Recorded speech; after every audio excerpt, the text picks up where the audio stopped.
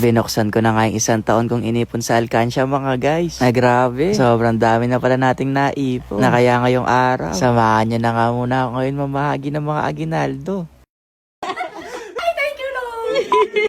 Naalala niyo pa ba yung last year kong vlog mga guys? Yung bang bago matapos yung taon? Na di ba sabi ko mag-ipon ako no? Na eto siya ako hindi nyo naaalala. Na dapat sa New Year ko pa ito bubuksan. Pero kailangan ko na nga siyang buksan. Kasi kailangan ko na ng pera mga guys.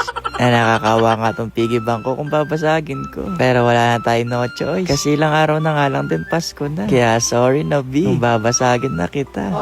Na halos isang taon nga kitang nakasama. Nakadalasan nga yung inuhulog ko dito yung mga sobra kong pera at saka sukli. Na di naman din ako araw-araw nakakahulog. Basta marami ko nga nahulog mga guys ngayong bare months. Kasi marami nga tayo naging trabaho.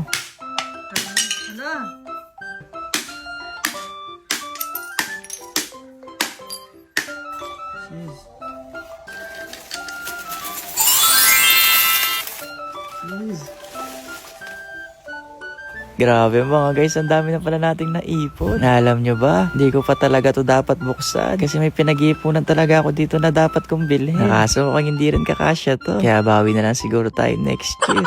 Pero marami na rin to mga guys. Kaya naman sa makakahula kung magkano lahat to. Ay, ginaldo siguro kayo kay Ninong. Pero yung hindi ako yung Ninong nyo Chot. Pero alam nyo mga guys, dati nung bata talaga ako, mahilig na rin talaga ako mag-ipon. Na naalala ko pa nga no, yung ginagamit kong alkansya yung polvo ni mama. O kaya naman yung plastic na bote. Tapos kinabukasan, nawawala yung ipunan ko na polvo.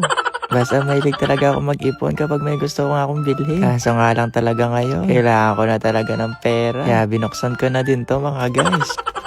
Iniwaiwalay ko na nga yung magkakapareho para ba mas mapabilis nga tayo makapagbilang. Na may mga coins din dito. Ayan na lang siguro yung papag-giveaway ko dito sa vlog. Chot! Sa mga nag-iipon dyan, eto na siguro yung sign nyo para buksan yung alkansya. Para sa mga hindi pa nakapag-ipon, eto na rin yung sign mo para mag-ipon. Para may pangapang ang ginaldo ka sa inaan. At eto nga mga guys, naayos ko na nga yung pera na naipon natin dito. Kaya naman tara, bilangin na natin to mga guys kung magkano nga ba yung naipon ko ng isang taon. Umpisahan na nga natin dito sa Tagwa 1,000.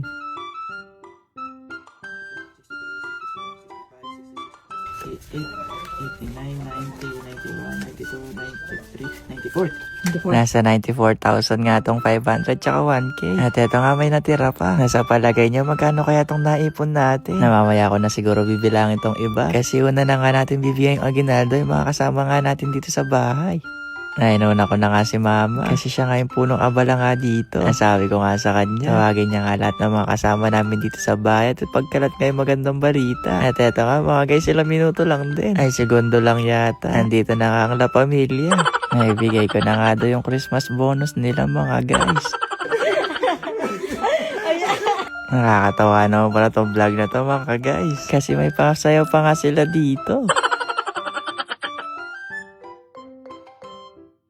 At syempre, unahin na natin yung mga senior citizen na si Papa. Nasabi ko nga sa kanila na mag-shopping sila. Kumain kung saan man gusto pumunta. Basta magpakasaya sila ngayong Pasko. Ay, sunod kay Mama. Sabi ko kasama na dito yung mga pangungupit ko sa tindahan. Chot! Ay, thank you, Lord! Ang saya nga nila sa Christmas bonus mga guys. Pero deserve naman din nila to. Kasi sobrang sipag nga nila. Kaya naman advance Merry Christmas mga guys. Sino pa dyan yung hindi nakakatanggap ng Christmas bonus? Sige na mga guys, hanggang dito na lang siguro yung vlog. Basta ayun lang. Bye-bye!